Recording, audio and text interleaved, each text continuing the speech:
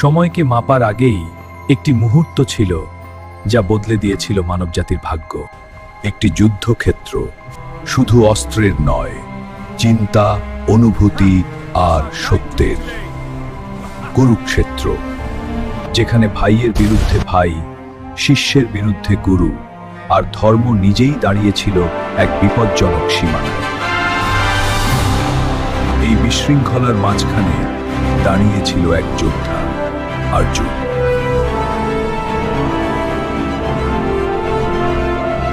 অজেয়, অতুলনীয়, তবুও ভেঙে পড়া অর্জুন।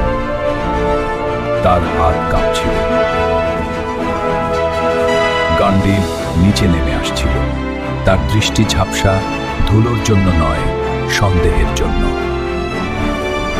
এই জয় কিসের যদি সবকিছু হারাতে হয়? এই প্রশ্ন শুধু এক যোদ্ধার নয়, প্রত্যেক মানুষের, যে জীবনের মোড়ে দাঁড়িয়ে দিশেহারা হয়ে পড়ে। আর ঠিক তখনই, সেই হতাশার মুহূর্তে শোনা গেল একটি কণ্ঠস্বর।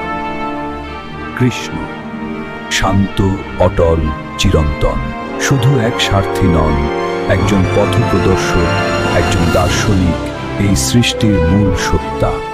এটি ছিল এক উদ্ঘাটন, এক সংলাপ যা ব্যাখ্যা করে জীবন, মৃত্যু, কর্তব্য এবং আত্মার সত্য। শ্রীমদ্ ভগবদ্গীতা।